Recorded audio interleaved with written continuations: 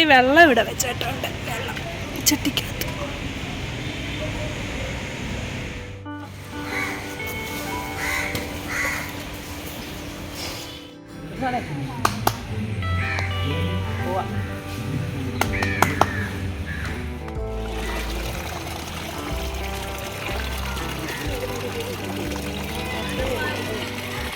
Hello everyone and welcome back. ഇന്ന് ഞങ്ങൾ പത്തനംതിട്ട ജില്ലയിലുള്ള കോന്നി ആനക്കൂട്ടിലേക്ക് അഥവാ കോന്നി എക്കോ ടൂറിസം സെൻറ്ററിലേക്ക് ഒരു യാത്ര പോവുകയാണ്. ഇവിടെ വിശാലമായ പാർക്കിംഗ് ഏരിയ ഉണ്ട്. അവിടെ ഞങ്ങൾ വണ്ടി പാർക്ക് ചെയ്തതിന് ശേഷം ആനക്കൂട്ടിൽ കയറാനുള്ള ടിക്കറ്റ് എടുക്കാൻ പോയി. ഇവിടെ തിങ്കൾ അവധിയാണ്. പ്രവർത്തന സമയം രാവിലെ 9:30 മുതൽ വൈകുന്നേരം 7 മണി വരെയാണ്. എൻട്രി പാസ് വൈകിട്ട് 6:30 മണി വരെ ലഭിക്കുകയുള്ളൂ. ആനത്തറികളിലേക്ക് പ്രവേശനം വൈകിട്ട് 6 മണി വരെ മാത്രമാണ്. ആനക്കൂട്ടിൽ കയറാനുള്ള മുതിർന്നവർക്ക് ടിക്കറ്റ് 50 രൂപ, കുട്ടികൾക്ക് 20 രൂപ, സ്റ്റുഡൻസിന് 20 രൂപ. പാർക്കിംഗ് ഫീസ് കാറിന് 30 രൂപയാണ് ആയത്. പാസ് എല്ലാം എടുത്തതിന് ശേഷം ഞങ്ങൾ ആനക്കൂട്ടിലേക്ക് കയറി. ഇവിടെ പക്ഷികൾക്ക് വേണ്ടിയുള്ള ദാഹജലം മൺചട്ടിയിൽ വെച്ചിരിക്കുന്നുണ്ട്. അതിനോട് ചേർന്നാണ് 2 വയസ്സുള്ള കൊച്ചയ്യപ്പൻ എന്ന് വിളിപ്പേരുള്ള ആനയെ ഇട്ടിരിക്കുന്നത്. ഇവനെ 2021 റാന്നി ഡിവിഷനിൽ നിന്നാണ് കിട്ടിയത്. ഞങ്ങൾ പോയ സമയം വിദേശികളും മറ്റും ഉണ്ടായിരുന്നു. ഇവിടെ കൊച്ചയ്യപ്പൻ്റെ കൂട്ടുകാരനായി ഒരു കുഞ്ഞിക്കാക്കയും ആ കൂട്ടിൻ്റെ അടുത്ത് ഉണ്ടായിരുന്നു. ആനക്കൂടെന്ന് പറയുന്നത് സത്യത്തിൽ ആനയെ പരിശീലിപ്പിക്കാനുള്ള സ്ഥലമാണ്. കമ്പകം എന്ന തടി വെച്ചിട്ടാണ് ഈ കൂട് ഉണ്ടാക്കുന്നത്. ഒരു സമയത്ത് 6 ആനകളെ വരെ ഇവിടെ താമസിപ്പിക്കുവാൻ പറ്റും. ഇതാണ് ആനയൂട്ട് സ്ഥലം അഥവാ ആനകൾക്ക് ഭക്ഷണം കൊടുക്കുന്ന സ്ഥലം. ഇതാണ് ഈവ എന്ന് വിളിപ്പേരുള്ള 22 വയസ്സുള്ള ആന. കോടനാട് റേഞ്ചിൽ നിന്നാണ് ലഭിച്ചത്. ഇത് പ്രിയദർശിനി 40 വയസ്സ് കോന്നി റേഞ്ചിൽ നിന്നാണ് ലഭിച്ചത്. മീന 33 വയസ്സ് കോന്നി റേഞ്ചിൽ നിന്നാണ് ഇവളെയും ലഭിച്ചിരിക്കുന്നത്.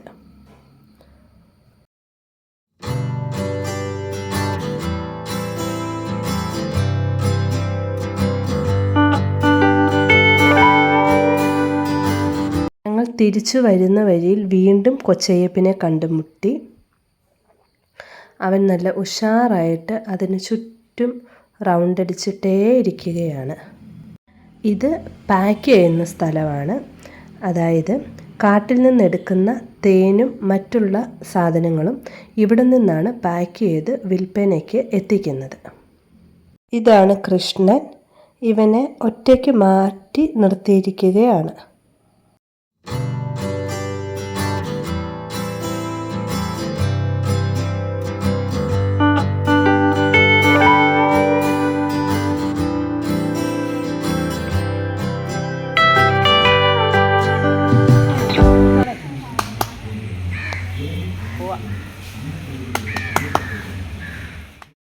ഇവിടെ ധാരാളം പല ഇനത്തിലുള്ള തുളസി ചെടികൾ നട്ടുപിടിപ്പിച്ചിരിക്കുന്നു.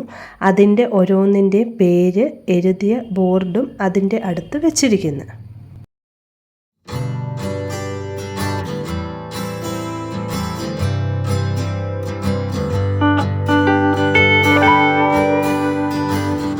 ഇവിടെ ഒരു 3D തിയേറ്ററുണ്ട്.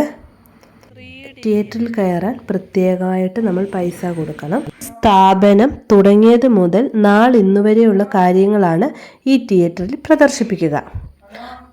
അത് കഴിഞ്ഞ് ഞങ്ങൾ പോയത് എലിഫന്റ് മ്യൂസിയത്തിലേക്കാണ്.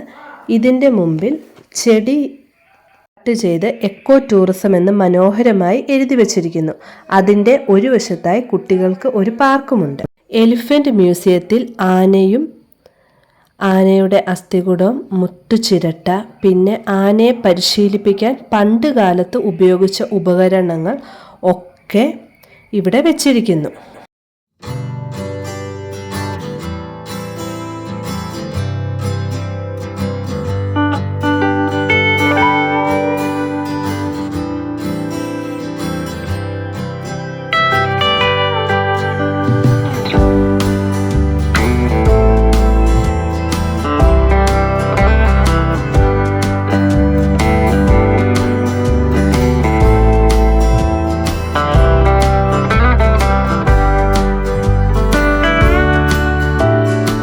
അതിൻ്റെ അടുത്ത് ഒരു മുറിയിൽ പക്ഷികളുടെയും മൃഗങ്ങളുടെയും സൗണ്ട് കേൾക്കുവാൻ സാധിക്കുന്ന രീതിയിൽ ഒരു ഓഡിയോ വിഷ്വൽ മുറി സജ്ജീകരിച്ചിരിക്കുന്നു.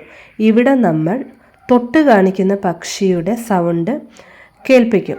ഞങ്ങൾ എല്ലാത്തിൻ്റെയും കേൾപ്പിക്കുവാൻ ആവശ്യപ്പെട്ടു. ഇത് കുട്ടികൾക്ക് ഒരു രസകരമായിരിക്കും. പല പല പക്ഷികളുടെയും മൃഗങ്ങളുടെയും ശബ്ദം കേൾക്കാൻ സാധിക്കുമ്പോൾ കുട്ടികൾക്ക് സന്തോഷമുണ്ടാകും.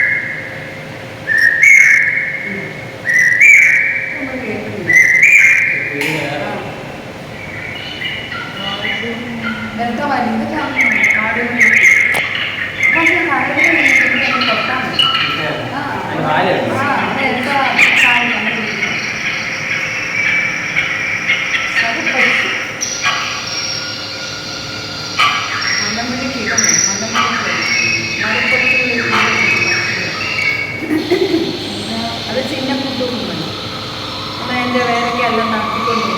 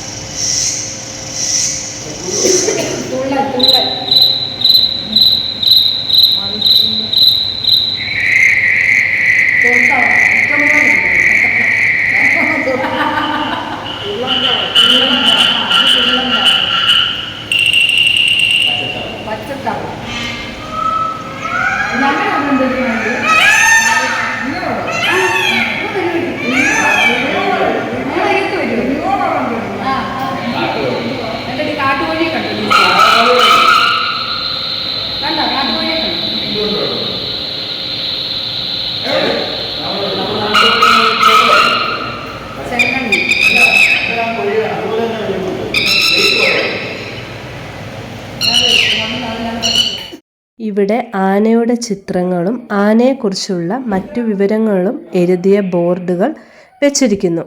അവിടെ നിന്നും ഇറങ്ങിയിട്ട് ഞങ്ങൾ അവിടുത്തെ ക്യാൻറ്റീനിലേക്കാണ് പോയത്.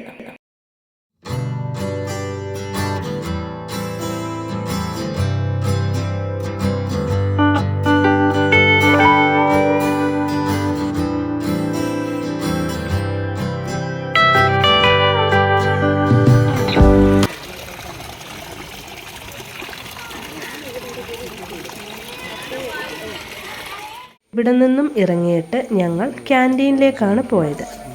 ഞങ്ങൾ ക്യാൻറ്റീനിൽ നിന്ന് ഐസ്ക്രീം ആണ് കഴിച്ചത്. അത് കഴിഞ്ഞ് ഞങ്ങൾ ഇവിടുത്തെ പ്രോഡക്റ്റ്സ് വാങ്ങിക്കുവാൻ ഇവിടുത്തെ സ്റ്റോറിൽ പോയി. ഇവിടെ ലിപ് ബാം, മുളയരി, കുന്തിരിക്കം, ദന്തപാല അങ്ങനെ ഒരുപാട് സാധനങ്ങൾ ലഭിക്കും. മുളയരിയാണ് വാങ്ങിയത്. അത് കഴിഞ്ഞ് ഞങ്ങൾ എക്കോ ടൂറിസം സെൻറ്ററിനോട് യാത്ര പറഞ്ഞ് തിരികെ തിരികെ വീട്ടിലേക്ക് പോകുന്ന വഴിയിൽ തറവാട് കള്ളുഷാപ്പിൽ കയറി എല്ലും കപ്പയും പന്നിപ്പെരട്ട്, അപ്പം, ബീഫ് കറി ഓർഡർ ചെയ്ത് കഴിച്ചു. നല്ല അടിപൊളി സൂപ്പർ ഭക്ഷണമായിരുന്നു. എല്ലാം കഴിഞ്ഞ് സന്തോഷത്തോടുകൂടെ തിരികെ വീട്ടിലേക്ക് യാത്രയായി. അപ്പം അത്രയേ ഉള്ളൂ. Thank you. I love you all.